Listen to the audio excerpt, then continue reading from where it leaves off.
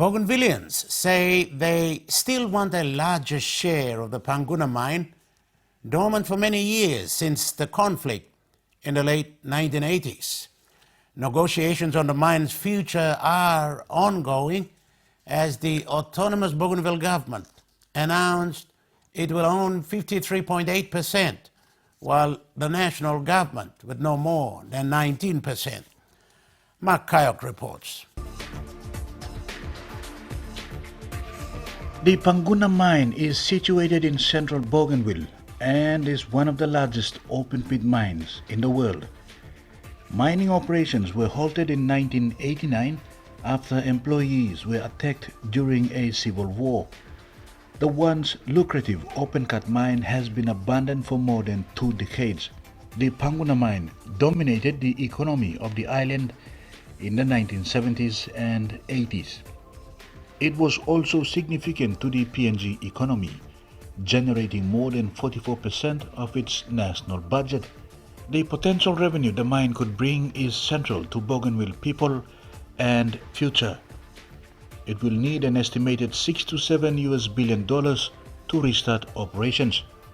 Since closure of the mine and the civil war, people were scattered and are now trying to build resilience to improve their lives. Rio Tinto is the largest shareholder, owning about 53%, with national government owning about 19%. There have been ongoing discussions between the autonomous Bougainville government, the national government and Rio Tinto about possible divestment of Rio Tinto's interests in Bougainville.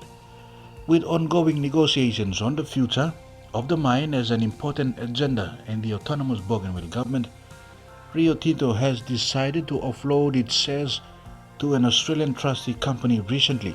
The deal comes with a breakup of Bougainville to own about 36.4% and the national government 17.4%. This does not go down well for the people and the autonomous Bougainville government, who still want the 17.4%. That means ABG must own the total 53.8%, with the national government to own a little over 90%.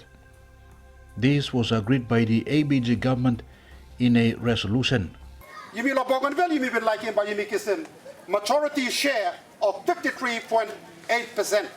Because we own the resources, we have our own mining law. When it comes to decision making, we have the upper hand to make the decision.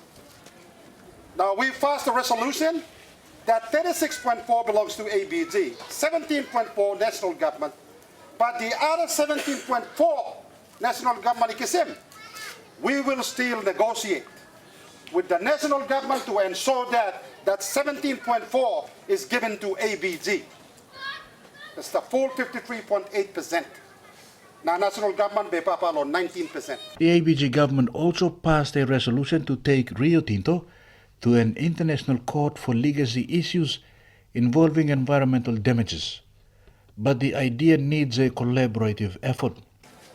You may bananaplo sim down easy.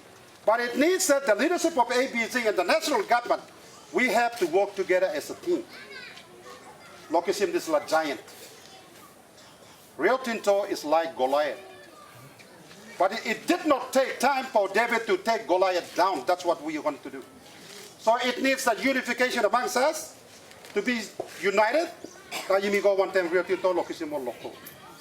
ABG has also formed a bipartisan committee to look at critical issues surrounding operations of Rio Tinto's subsidiary, the Bougainville Copper Limited.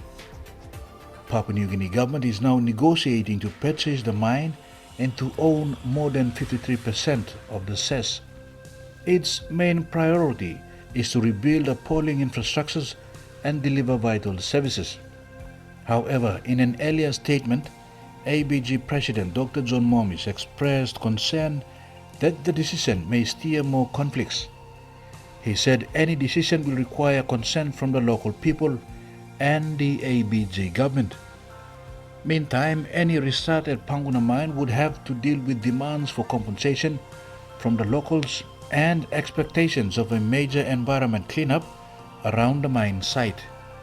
Bougainville will hold a referendum on independence from PNG sometime in future as part of a peace agreement that ended the civil war in 2001.